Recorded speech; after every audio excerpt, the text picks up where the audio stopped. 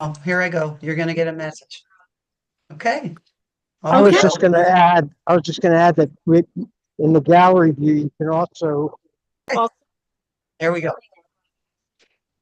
Judy, you all set? Sure, I think so. Okay, just a little bit about Judy's accomplishments. Let's meet the author. Judy Mandel is a best-selling author whose memoirs have touched readers with their emotional honesty, literary grace, and deep humanity. Through Replacement Child and her book White Flag, she invites readers into intimate journeys of identity, family complexity, and the challenge of loving through hardship.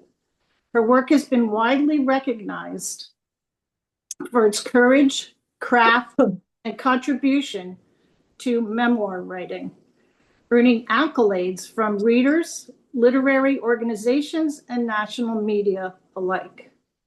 Just to name a few of her awards, Replacement Child was on the New York Times bestseller list. She also won Independent Publisher, the IPPY Award, a Reader's Digest Award winner. She was named Book of the Month by the Jewish Book Club, and she achieved #1 memoir on Amazon.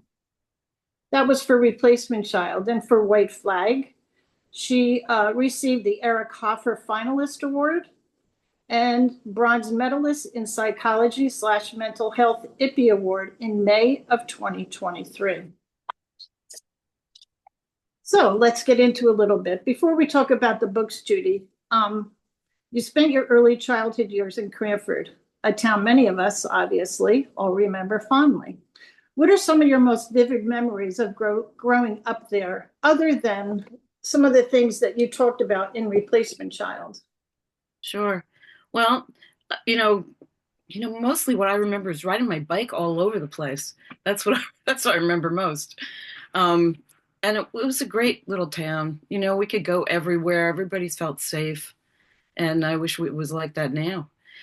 So I remember that. I remember riding my bike all over the place when I was young, and boy, I remember the 4th of July. Do you guys remember 4th of July, when they used to have the fireworks and everybody would walk from the park? I lived on Rutgers Road, so we were like right across the street from Mohegan, and we would go for the fireworks, and then the big crowd, everybody would be walking through the streets.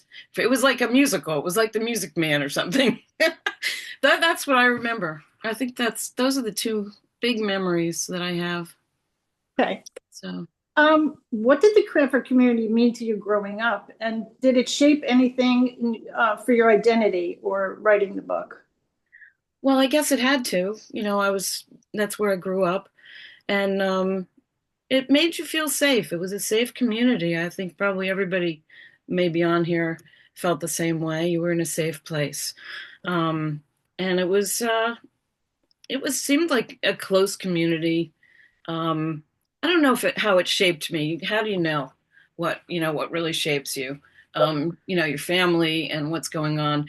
I know that I've recently understood that it's when you have kind of trauma around you that it is hard to remember a lot of childhood because you're kind of fighting against, you know, a trauma that's around you. And I feel like that was probably part of my childhood too, was that there's a lot of memories I don't think I have because there was so much going on inside, you know? Mhm. Yeah. So I've kind of come to understand that as well. Yeah. And that's definitely a part of your mold and like you Yeah, said, past definitely has an impact on adult life. sure. Last question before we get into the book, Judy. Has your Yep. relationship with Cranford evolved as you've grown as a writer and revisited your early life through your books? Yeah, sure. It gets a different perspective when you look back on things and think about, what this was like for you and what it meant to you. Yeah. And when you start writing, you really find out how you feel. Yeah. That's what I found is that the writing really brings out how you felt at the time. Yeah. It's the perspective. You get the perspective of that. Yeah. I'm sure it also feels kind of releasing too. a lot of your inner feelings too. Yeah. Oh, yeah, it definitely does. I mean, there's a cathartic part of writing that you can't Yeah. get around that. Yeah, yeah. Okay, let's talk a little bit about your first book, Judy, Replacement Child. I think probably, I'm hoping a good majority of us have read it. Yeah, raise your hand if you've read Replacement Child. Oh, that's great.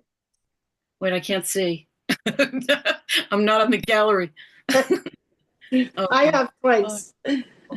All righty. Okay. Some people know about it and some people don't know about Yeah, it. and you know what? Even Just fine. though we know about it, we're going to love to hear about it. So let's Yeah, get into our first. Can you share how Replacement Child came to be, and obviously what inspired you to write the story? Well, I didn't start writing it until my mother had passed away, or both my parents had passed away, and I guess that just triggers, wanting to understand where you came from and what happened to you. Mhm. And when I started writing it, I really didn't think I was writing my story. I thought I was writing either my mother's story or my sister Linda's story or even my sister Donna's story, who passed away in that plane crash. So for people who aren't familiar with the story, Yeah. and as I found out, a lot of people were familiar with this story as I was growing up, but I didn't know it because nobody talked about anything back then.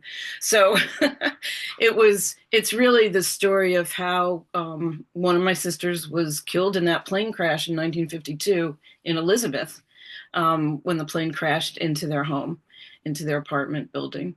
And my other sister, Linda, who also went to school in Cranford, was very badly burned in that crash. So originally, when I started writing it, I started writing from thinking about my sister and my mother who lost a child. So when I started doing research into loss of a child, because I wanted to understand my mother's perspective, I came upon this term, replacement child, that was coined from back in 1962, I think it was. And it rang true to me when I started to read about, what does that mean? And it can mean a lot of things. It can mean a child who's born after the death of another child, which was in my case, as a replacement for that child. It can mean a replacement for a child, who's challenged, who maybe will not reach the potential that the parents have thought they would, and they have another child. Adoption is another, part of a replacement. Interestingly, I hear from a lot of people who relate to this, as we call it, condition, this replacement child condition. And I even have I started an online forum, replacementchild.com, with two other replacement children, one of whom is a psychoanalyst, and we don't contribute to it anymore, but it is a static site at this point. But it was up for a long time. So anyway, there is a big community of people who identify as replacement children, and there are certain features that happen. Identity is one of them, which I really related to, is trying to figure out who you are, having a problem with that. Anyway, I think I digressed a little bit from your question, which was, how did I start writing about it? But that's how I started writing about it, was to try to understand. To understand. Okay. So you touched upon if other people have shared things. What are some of the things that they shared with you about being a replacement child themselves? Well, in many cases, the people who write to me, write that, gee, I didn't understand that some of the things I've been going through in my life, I can attribute to this. That all of a sudden, I recognize that this is a thing, that it does affect your life, and it affects your decisions, and it affects how you feel about yourself. And in some cases, it's more serious than others. In some cases, Yeah. And the interesting thing is there are a lot of like famous replacement children. Oh, my favorite one is really Peter Sellers, because he talked about how he had no identity unless he was playing a part, and that he just could not come to grips with who he was in reality. Which is why he became an actor. That he decided that he would have to assume other roles. uh-huh. Another one that I love is Van Gogh. Sorry, is Van Gogh, who had a brother. Some of you might know this. That was named. He had the same name. Vincent Van Gogh was his brother, who died before Yeah. the Vincent Van Gogh that we know was born. And he used to pass by his gravesite all the time with his own name on it.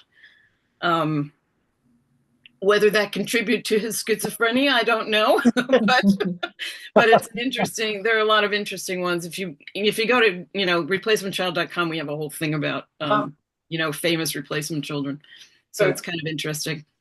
I'm sure that helped validate your feelings, knowing that this was out there and many other people were going through some of the same scenarios, not exactly like yours, but in theory, your experiences. Yeah, it's hugely validating because you feel like all of a sudden it's like there's a reason for some things. There's a reason why you're floundering around trying to figure out what to do with your life, or you don't know who you are, and a lot of those features are specific, and it's very validating. Yeah, good. One more question, I think, and then we'll move on to White Flag. Okay. Sure. How do you think writing helped make you sense of the experiences that were once too complex or unspoken? We just talked about validation, but how else did it help you? Let me think about that for a second. It helped me understand my parents. It helped me understand my upbringing and what was happening. I think when you're going through something, you have no idea what is happening. And I really feel like you don't know anything until you're at least 50. I think that's the truth. The writing of it helped me understand my father and my mother especially, but also my father. There was a time in the writing, it took me 4 years to write the book. And there was a time about a year in when I got really angry at my father in the writing, because I realized that he wasn't really there for me. And but as I continued in the writing, I came to an understanding about what he had been through. Right. Yeah. With the loss of his child. Sure. And not being able to commit to another child, which was me, because of fear of that I'm going to lose another one. And I think he was always thinking that. So I understood it, and which helped me really forgive him for the things I was angry with him for. So that helped me a lot. And I think when we were growing up, I don't think our parents would even consider going to some type of counselor, or I'm sure there were grief groups that your mom and dad attended, but I'm sure it might be a little different now if he was more open to counseling and therapy. Yeah, I think they went to a counselor once. Yeah, and didn't keep it up. Like you say, nobody did that back then. Yeah. Nobody did it. Yeah. It would have been a good idea for all of us, really. That's exactly. Well, it still is. It still is. It definitely is. Yes. Absolutely. It's true. Okay, let's move on to White Flag. Those of you, can we just do a show of hands again of who has read White Flag?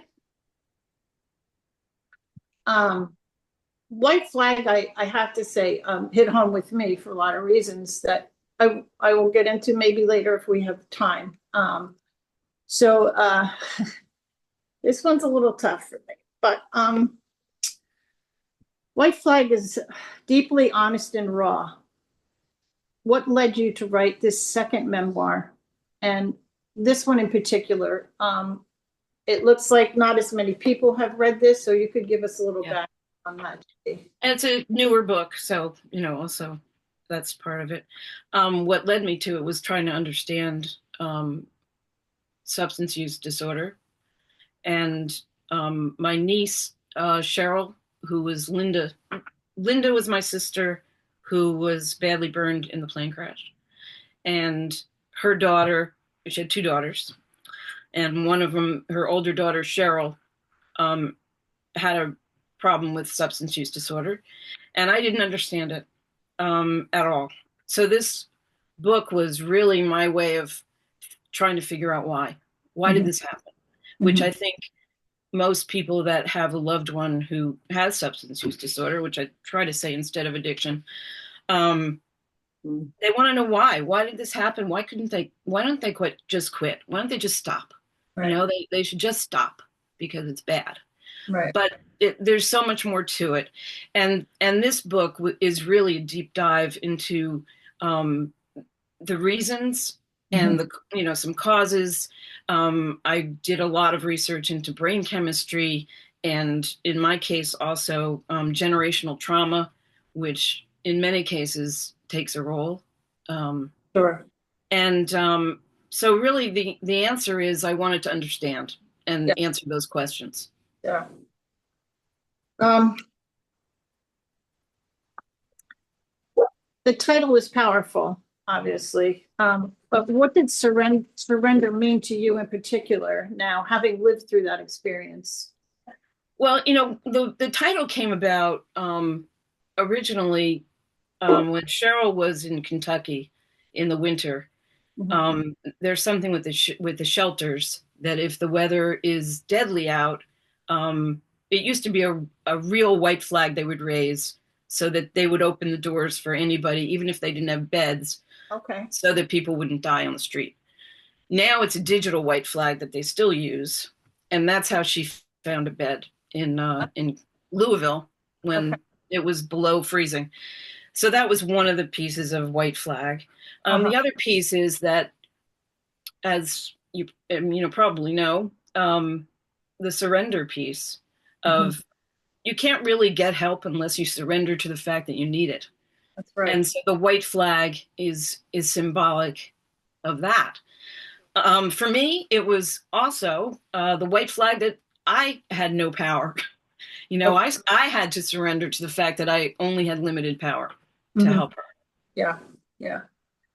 I'm sure anyone on here that has had similar experiences is actually absolutely identifying with things that you're saying right now. So how did writing the book shift your understanding of addiction, family, love, and support? It really did shift it, especially, after talking to people who are, working with people that have substance use disorder, and reading so much about how it can be treated or not treated, and not blaming. I think that was a big piece of it, that nobody wants to be addicted. Nobody wants that for themselves, for their loved ones. And they don't. I know my niece Cheryl didn't want it either. But there are pieces of brain chemistry that shift that are very difficult to overcome once you are addicted. And there's also reasons why it happens in the first place, which are sometimes, shoved under the rug once you're dealing with the actual addiction. Right. So in my case, there was, she was the daughter of my sister who, had a traumatic life from the moment she was 2 years old and was, almost burned to death, from the plane crash.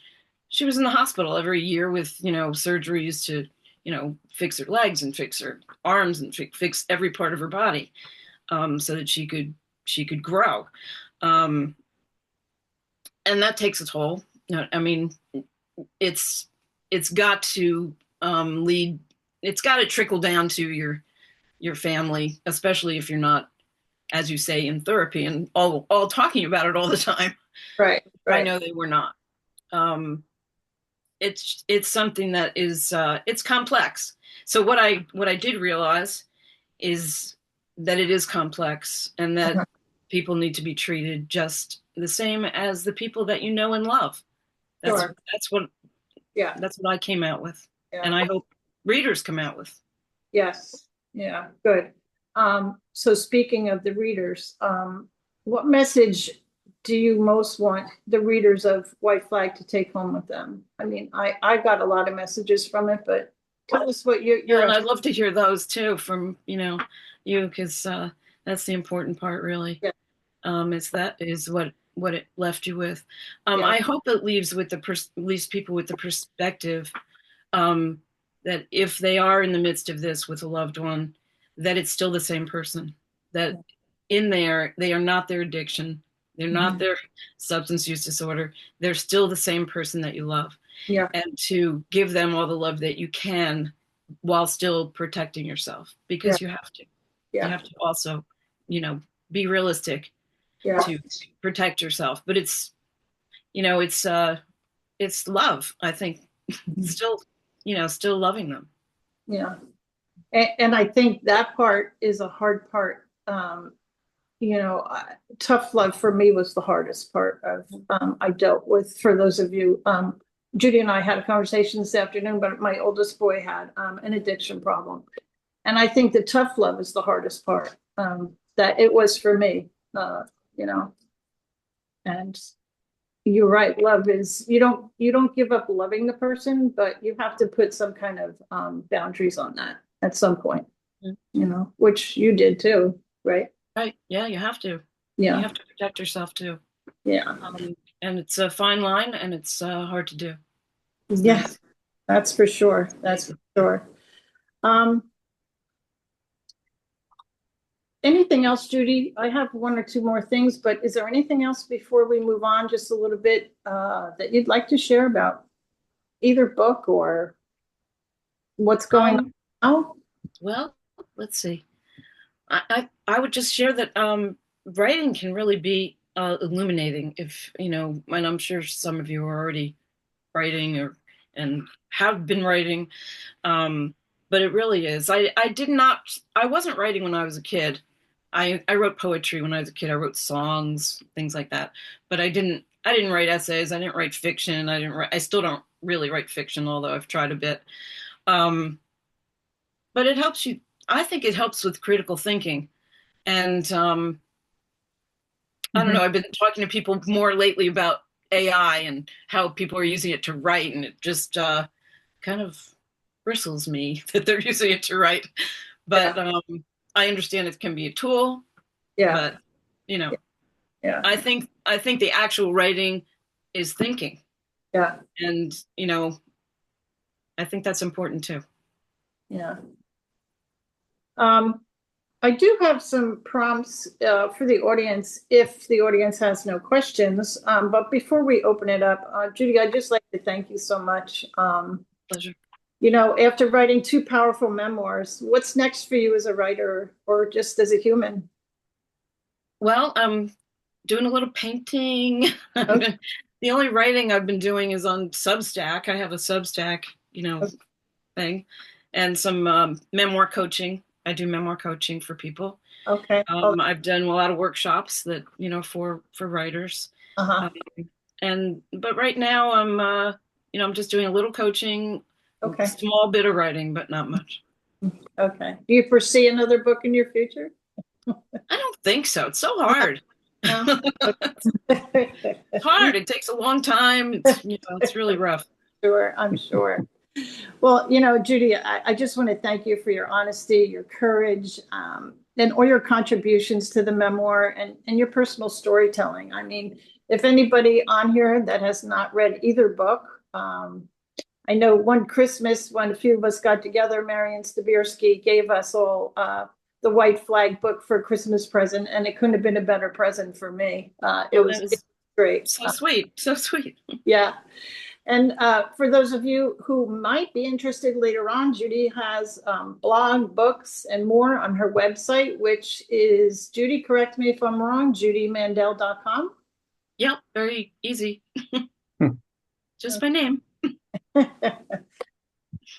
All right. Thanks again. And Josie, if you want to open it up for questions. If nobody has anything, I have a prompt or two that we could work on. I know that the questions that has come out, and Faye, I think you and I talked about this, is Judy you mentioned memoir coaching because that seems to be a something of interest about. Faye, do you want to weigh in on that to get our conversation started? Sure. I read a little bit about some of the things that, sort of like 4 points or whatever that you give tips on people to writing their own memoirs, like understanding why you're doing it in the first place, those sorts of things. Would you want to share those with the group? Well, yeah, I guess you must have been on my Substack for memoir writers because Yeah. that's where I kind of put some of my coaching tips on there. I mean, reading memoirs is probably the best tip that I could give anybody is to read the memoirs and then to, see if any of them speak to you the way that you want to write about your story. And actually just to believe in your story. I think that's so important. I think the best, so let's open it up. And so, in a Zoom room, if we all talk at once, so does someone want to ask a question to Judy or just a comment, Judy? I mean, this, we all still remember the talent show, Orange Avenue people. The talent show. Oh my God. Yeah. Surgery.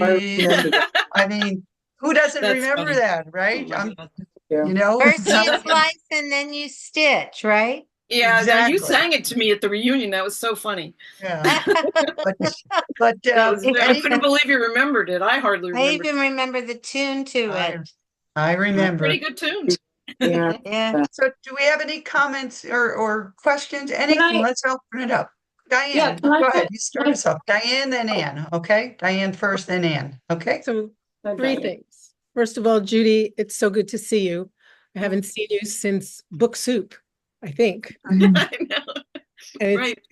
it's really good to see you and to see your success. And I have to say, when I read Replacement Child, there were parts where I felt almost like a voyeur. And I was looking into your personal life and you were describing parties that I was at. And it was kind of bizarre to read that in print. And it was really fantastic. Wow. Your story was amazing. And then I read In the Unlikely Event, which is Judy Blume's story about the crash. Yeah. And from what I understand, and correct me if I'm wrong, you two were in touch. Yeah. Yeah. She's now like my friend, which is so much fun. And so she was so generous to me. She was really nice about everything. We got in touch when somebody told me that she was putting out this book that was about the plane crash, the plane crashes, and that, she had used my book for some research because mine came out first and hers is fiction, but there's a family in it that is exactly like my family. Exactly. So it's interesting. And we were in Key West and we went to her bookstore. Yeah, it's great. And she wasn't there, which I was really bummed, but I purchased, even though I had a copy, I purchased another copy and left it there for her to sign. And I wrote a note that said, hey, I grew up and knew Judy Mandel, blah, blah, blah, blah, blah. And she wrote me a sweet note back and signed my book. Yeah. That's and great. I felt like, like a little bit starstruck, and it was really cool. So she's the nicest. She's the nicest person, really. Yeah. And it's a cool bookstore and the people in there were very nice. And yeah. I had my, the launch for White Flag was at her bookstore. Okay, great. In Key West on the roof. It was really nice. Wow. I do have. It's just great to see. I'm sorry. And Ann Neitzel, where are you? I can't believe it. I haven't seen you in a week. Haven't seen you either. How are you? Before Ann goes, I just have a blurb from when you said Judy Blume, Diane, it rang a bell. So I have a blurb that she wrote. Hold on. Oh my God, I just lost it. We really know the deeper ramifications of tragedy through people's lives. Judy L. Mandel's book, White Flag, shows us the true story of how the same tragedy I drew from for In the Unlikely Event spiraled through her family, giving a glimpse of the way trauma can be felt for forgiveness. So that was something that Judy wrote about White Flag and Judy. Bloom. Yes, the other Judy. The other Judy, right? And it's funny when I write to her on emails, I always sign it the other Judy from Elizabeth. That's So, and she finally wrote back to me. She's saying, you don't have to always tell me that. so Anne, why don't you are up next, and then we'll see where it goes. Anne Oman. Okay, Judy, I live in East Granby. I'm not far from you at all. Oh, hi. And I would absolutely love to connect with you again. I think it would be really a lot of fun. And I mean, I don't know, should I just go on your website or what? Or You can write to me. My email's judymandel@gmail. Oh God, well that's easy enough. All right. Well, I'd love to connect with you. It would be so much fun. Sure. I mean, you're we're very so close. You're very And I know close. my niece told me you weren't far from me, but that was many years ago, and I got so busy with all my kids. But I would just love to do that. Maybe buy your books and all that. It might be fun. Let's have lunch. That would be even better. Everybody loves lunch. How about other comments or questions? Thanks, Judy. It was great. I've got an interesting experience. You talk about memoir writing. I got sucked into that. My daughters signed me up for a company that every 2 weeks they send me a question about something that's happened in my life. And I'm expected to write about it, a paragraph, a whole page, whatever I want. But I just tell them the questions, and it's stuff that normally you wouldn't necessarily discuss with your kids. And then, every once in a while they'll call me and say, Dad, I didn't know that happened to you, or that. So, That's so nice, though. And then at the end of about a year or so, they will bind these into a bound volume and send one to each of my daughters. Nice. That's great. That's Nice. That's Bill, great. my kids bought me that for Christmas. I haven't done anything yet. Oops. All right. They bugged me. They just kept bugging me to the point that I do it. It's nice. They want to know who you are. That's nice. Exactly. It's really fun. It's really fun when I get down a pathway that they just didn't know was there. And it just really opens things up. And sometimes I have one paragraph. Sometimes I have one word. Yeah. But it's fun. Good. Patty Onagoro. You're muted, Pat. My kids had me do it through Storyworth. Yeah, that's the one I'm on. Yeah, for a whole year, you answer a question every week. Mine was 500 pages. My husband's was about 100 pages. Questions, comments for Judy? Go ahead, Nona. Hi, Judy. I mean, we didn't know each other in high school, but it's good to get to know you now. And I did just get your book out of my library with this coming up. Although I just checked, they don't have white flag. I may need to remedy that and put in a request. But I guess looking at it, I mean, I don't know if I grew up the same way. I mean, my parents did lose their firstborn, but she died at a month old. I kind of always knew she was there, but, it was just something, it wasn't the same thing. Well, it might have been to them. You wonder sometimes how it impacted them. But, I guess I've been I have my dad's letters he wrote during World War II. My aunt saved them. And you probably went through this as well. As I've been going through those letters, the one thing I just why didn't I go through this while he was alive? It's like I have all these questions I wish I could ask him now. I mean, how do you deal with that as you're going through that? Because you really didn't start this process either until both your parents had passed on. Yeah, no, it's true. And one of the things that did spur me on was that my mother had left me a big envelope filled with some of her notes and all of the newspaper articles from the plane crash, and that she had saved, that she gave me when I went to college, thinking I would do something with it. Of course, I tucked it away and didn't even look at it until after she had passed away. But she left me those kernels, to use, those seeds of what I was going to write, and how she felt. And my sister Linda, when I was writing it, was still alive. I could talk to her. And she did write some things to me that helped me. But if you've got letters, that's a great start. And a lot of people take letters like that and they write fiction, closely to reality, but fiction of maybe what they would have wanted it to be. So that's another way to go with letters like that. Yeah, I guess the only problem is due to censorship rules. Like the letters became very dull once he was actually in the active combat area because he couldn't write anything. Sure. So I guess, yeah, sure. That's where your knowledge of who they are helps if you're going to write something. And making fiction also might help because then you don't have to stick to the facts quite as strictly, which I tried to do in mine, but it's got to be some imagination in there. So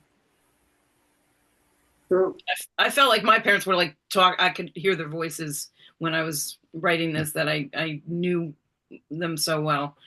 But still surprises.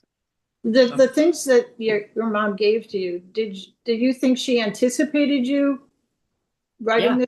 Oh, okay. I do. I think she tried to write it. I have reams and reams of her starting to write. Oh, okay. So yeah, I think and she gave it to me when I went to college. She thought that I would do it then, but of course I didn't. This is the largest audience I believe we've had on a Zoom call. Because we all do love you, Judy, and so proud of you. So I know people are itching to talk. So Faye, did you have your hand up? Where are you? There you are. I did. Yeah, I'm right here. So Judy, I think you mentioned that the way that your story impacted your relationship with your father was that he was afraid of losing you. And right? Is that what you said? And so that maybe are you saying that meant that he didn't really get as close as you wanted him to be? Yes, actually, yeah, he was pretty distant with me, and he was and it was obvious how he was different with my sister Linda, because he really doted on her because, well, which I understood because she did need that. But I was kind of he didn't want to praise me too much. He didn't want to pay too much attention to me. But I think that part of it was I couldn't replace his daughter that he had lost. That wasn't going to happen. And I understand. And I mean, now, being a mother, I understand that totally. I understand it now, but maybe at the time it would have been so confusing. Oh, at the time, I think it was hurtful. And I think it was damaging to me growing up. Definitely. How about your relationship with your mother? My mother was the most loving person that you'd ever want to meet. And some of you knew her. And she loved me unconditionally. And probably, filled in the gaps that my father was leaving. And that was a great relationship. And she didn't talk about losing her daughter. Nobody talked about anything, of course, back then. But so they kind of kept things from me. I didn't know much about what had happened. But that was a good relationship. Questions, comments? Just say we will have some time we'll have some time at the end to just say hello to everybody and have like a happy time, right? But questions? Hi. Annie, Judy, so nice. Hey, so nice to see you. It's so great to see you too. Congratulations on your success. I've ordered your books. I haven't read them. Oh, thank you. Just the poignancy in which you're speaking is just amazing. And I have two questions for you. Yeah. You know how a lot of young women journal? We used to call them diaries. Yeah. Did you ever journal, and did that transition into you writing? I was not a journaler. I wish I had been journaling, but I was not. I did not do that. I think it's a great idea. And my son journals. He's got like stacks of journals. But I never did it. I wrote I wrote songs, I wrote poetry, but I didn't journal, but I recommend it. I think it's a great idea. So how did you then just sit down one day and say, okay, I'm going to write this down? Do you intend it to be a book? Yeah, well, I did intend it to be a book, and it was, I think part of my motivation was that I knew my mother wanted me to write the story. From all of the things she had collected and saved for me, I knew she wanted me to. And, I was in the midst of grieving for my mother at that time too. So it was, it was part of grief. It was part of, trying to understand. But I think that did drive me, was that I knew she wanted the story told, and I was the only one left that could tell it. How lovely that you found that out, that you said, I am the one, I'm it. Yeah, and I was the only one. Do you think that in our generation that a lot of things were kept from all of us? I mean, Yeah. It seems like everybody has an instance or a story where we didn't talk about it. Right. You didn't talk about it. I mean, I don't know how many of you knew the story of my family, because nobody talked about it. I did. I think my mom and your mom were friendly, and I think, she explained a lot. My mom explained a lot to me when we were childhood friends, actually. I had no idea. I had no idea. I just need to say goodbye. Okay. I came because I wanted to see you, Judy, and I'm so thank you. It's so great to see you. Really, it's wonderful. You as well. And hopefully we'll get to talk soon. Yes, I hope and everyone else, great to see everyone else, and hopefully I'll see you, Diane. Okay. Bye, Diane. Good to see you. Bye-bye. Bye-bye. You want to say hello to everyone? Oh, the cat's here. Yeah, the cat's here. Oh, excuse me. She wants to say hi to everyone. Yeah. So Judy, I think. Anne, I wanted to answer that question about, not talking about anything. And, as we probably just heard, a lot of people did know the story about my family. Nobody talked about it. And even, I know that there were like teachers in the school that had my sister for some of the, her classes. And I don't know, the silence is, I don't know, it's a trauma. Silence is a trauma. I have to say. It's, and in my family it was. The silence was a trauma. Because talking about things cleanses everything. Yes. As they say. I often wonder if that's part of our generation. Yeah. I mean, even coming from a family of 10, we didn't talk about a lot of things, that were part of our family. I found out when I was 48 that my aunt was an epileptic, which I didn't know about because you don't talk about those things because she was different. There were just so many things that I have found out years later through my sisters and brothers about, like, I never knew that. Is that right? Yeah. Because that was part of our upbringing. At least it was ours, that there were things that were said out loud and there were things that were not talked about. Right. And you might probably, Anne, know this more than any of us, is that every sibling probably had a different relationship with the family and the parents. Oh, absolutely. Right? Very different. Yeah, we had the senior varsity and we had the junior varsity, and then my sister and I were in the middle. That was about it. But it is true. I would think that, I have to share with you. I lost a brother at 44. He was younger than me by 4 years from drug addiction, and it had been a lifetime struggle. Yeah, it had been a lifetime struggle, and it wasn't talked about very much. I remember the last time I saw him. I remember all sorts of things, but it just was like a family bruise, and nobody wanted to really explore it and talk to it openly. And it does. It's like a deafening silence that you can't. Yeah, it's that, like I say, the silence is a trauma. Absolutely. Yeah, I'm so sorry. I'm so glad that you wrote these books. I can't wait to read them. Well, call me after you read it. Okay. We can talk. We don't realize our parents were mostly Depression era people. Right. Yes. Almost all of our parents grew up in the Depression, and that's for them to even to get through that and then be able to raise us was quite a challenge, I think. That is true. They saw a lot. They saw wars. They saw, I started to remember during COVID that, my parents had to have survived the 1918, influenza epidemic, and we're here after that. So all of us, we're all from strong stock. My dad was one of the first soldiers to step foot on Normandy Beach, Oh, and that changed his life, and he never really got over that. That's fantastic. Wow. Feel free to unmute and share. Some of you haven't seen Judy in a long time or read Can her I, books, I'd but like to, go ahead, I have a Joanne, please. question. yeah, I'd like to just say something. Oh, Janet, okay. Go, Janet, hi. Janet and Joanne, how's that?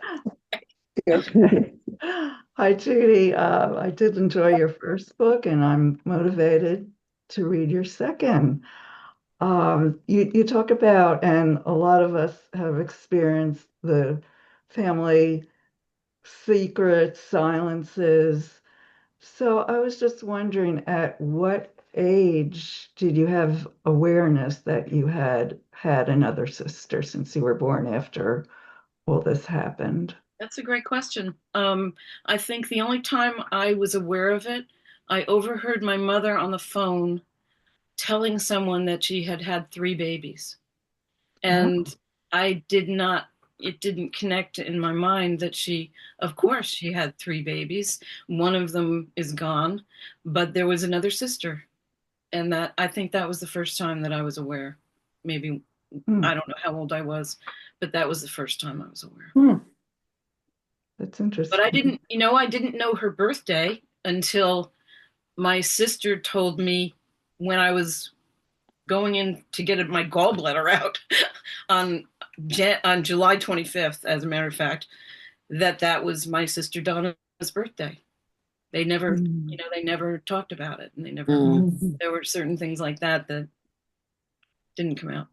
Did you learn more from your sister than your parents then? I probably learned more from my sister, sure. Yeah. Wow. Some experience. Huh? Oh, yeah. It's nice to see you, Janet. Thank you. Yeah. Thank you, Judy, for sharing with us. Can you guys hear me? Yes. Okay. Thank you, Judy, for sharing with us. It's so nice to see you. I was a hillside girl, but I have really favorable memories of you. I think we must have had some classes together, and I feel your good energy. Could you just give us a little bit of background about your journey to get to the point of writing? Did you have some academic training or something else that inspired you or gave you the skills that you needed so that you could write? Oh, that's a good question. Well, I was, I started out as a reporter. That was one of the things I started out. So that was writing all the time, and different kinds of writing. Then I went into marketing, which, some advertising kind of writing and public relations. And then I worked in marketing in insurance companies because I live in Hartford, Connecticut. So there was no choice in that, but it was always writing. So, there was always that part of it, but this was a very different kind of writing, but at least I had those skills, I think, already. Strangely, after I wrote Replacement Child, I went back to school to get my MFA in creative writing, which, thinking back, maybe I should have done it in reverse order, but that's just the way it happened. And that was great too. I said to myself, by the time I'm 60, I'm going to have my MFA. So I did that. But I guess I was always writing something. I was always writing something, and I learned a lot from being a reporter. I had good editors and even public relations. I worked in a hospital, and I had a really great editor boss. And so along the way, you learn good stuff. Great. Yeah. Well, thank you for sharing. Yeah, it sure. shows a lot of vulnerability, not only to write the book, but also to speak to our group. So thank you. Oh, that's great. I'm honored really to be here, that you guys care. It's great. Anyone else? Comments? Questions? I have a question. Okay. It's Jane. Hi, Jane. Judy, I have a question. At what point were you living in Elizabeth for a time period before you moved to Cranford? Or do you think that your parents moved to Cranford to get away from Elizabeth and, the whole setting thing of where this accident happened? Sure. I lived in Elizabeth till I was 3, and my mother desperately wanted to get away from Newark Airport, which was really only 3 miles away from where they lived. And of course, after the plane crash, she wanted to get out of Elizabeth. So that's when they moved to Cranford and actually built that house that we lived in. Yeah, it was definitely intentional to get away from the airport, as you can imagine. A good idea, I think. Yeah, most likely. Yeah, Todd. Yeah, while you were talking, Judy, I couldn't help but think something about something someone told me a long time ago, which was how often we cause what we most fear. And when you were talking about your dad and how kind of aloof he was from you because he had lost a child he loved very much and was afraid of that loss again, and how he was afraid of that, and so he basically caused it. Wow. By staying aloof. And when you think about bad things that happened in your own life, at times it seems that we do truly do things to sabotage ourselves, thinking that we're helping ourselves, but in the long run, it works out to be exactly the opposite of what we want.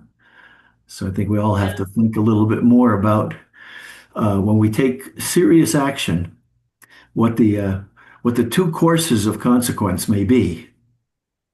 But that's what made me think about when you were talking. That's quite an insight, really. And I think you're right. Of course, a lot of times we don't know until after the fact that we've done it.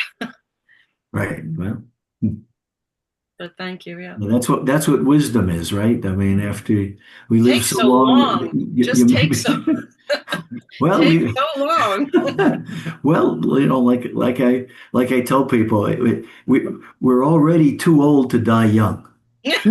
Okay, so we've had a long time, and we've got a world of experiences, and so hopefully we've learned from them. And when we take a serious set of actions, we should think about whether it really has a high chance of leading to us what we want or exactly the opposite. Yeah, that is wisdom.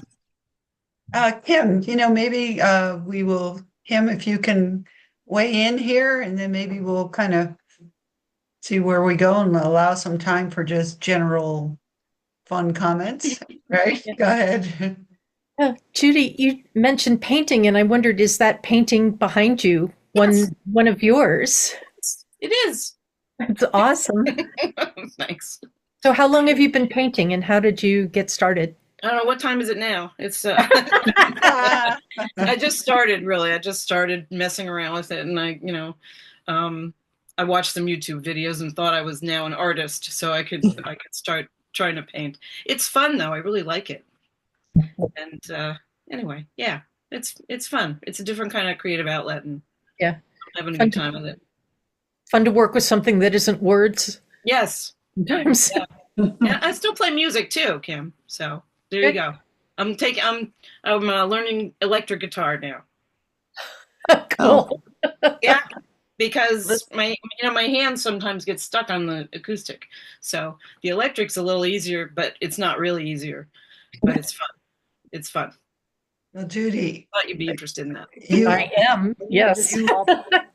You are amazing, Judy. You are an example of lifelong learning, obviously at its best, but you gotta keep moving. We all got to keep moving. But I really want to thank Judy and Sue for doing some pre-planning for our session.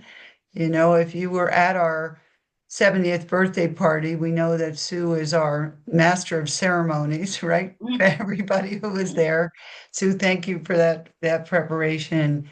And Judy, I know I speak for everyone when we're just saying, wow, we could not be more proud of you. Oh, you guys.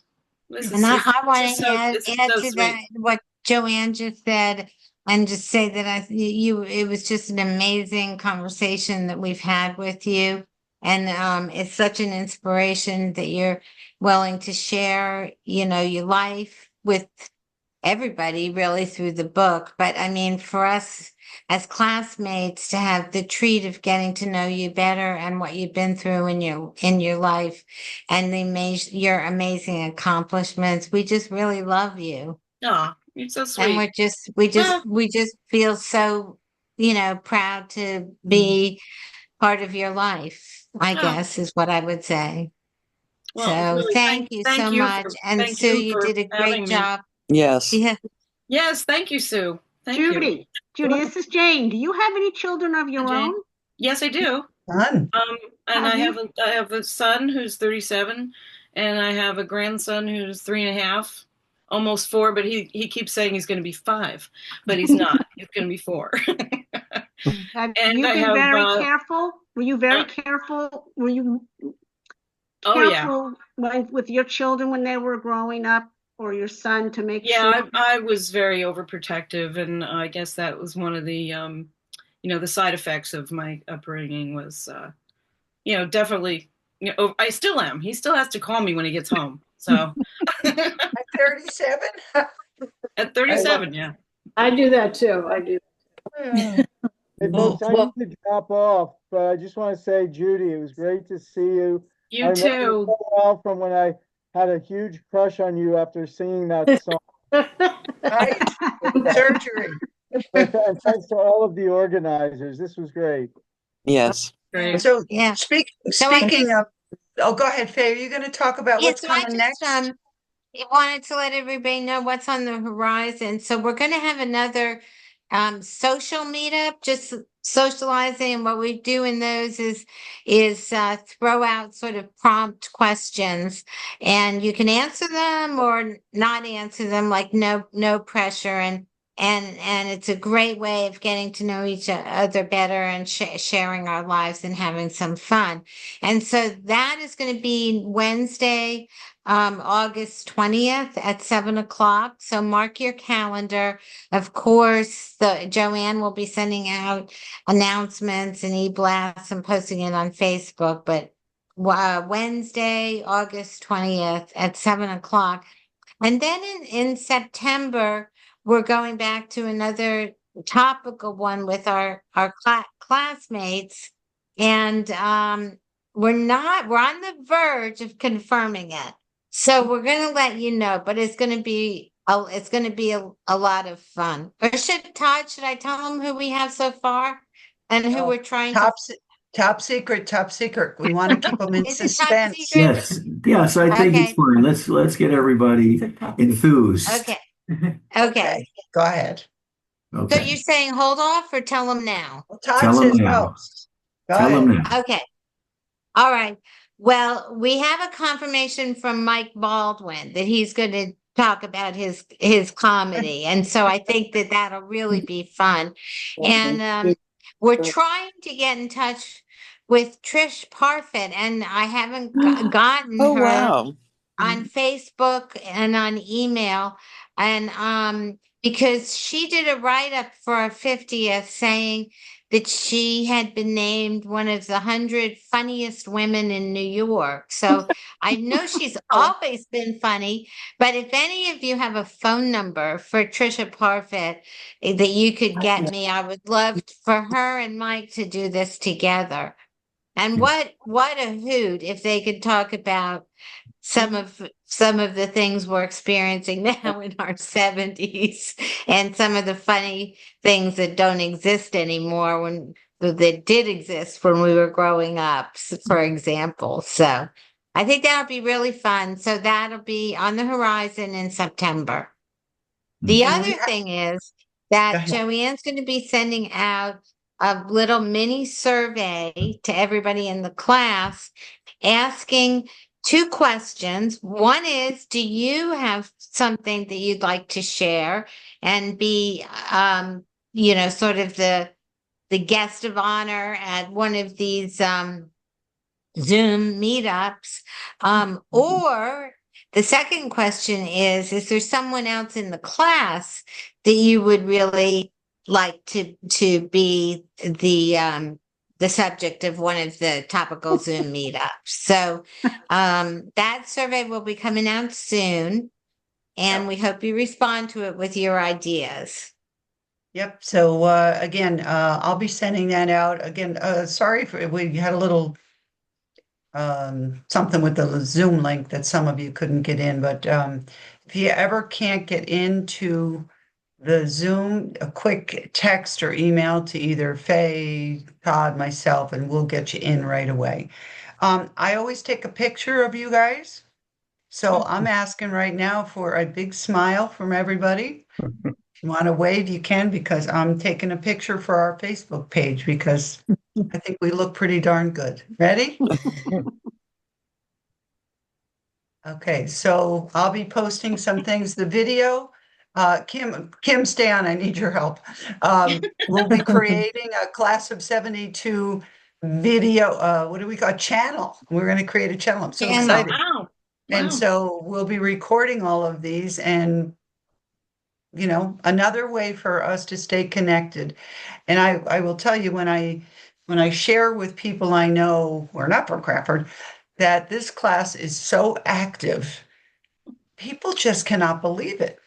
So we are really unique in many, well, that's for sure, right? But we are very unique, and God bless you all. And we're so happy that you joined us tonight. Thank you guys for doing this. Yeah. It's God been bless fun. you all. Great to see you. Thanks for Thank joining you. us. Thank you so much. Thank you very much. Bye. Bye-bye. Bye-bye. Bye, my friends. Bye.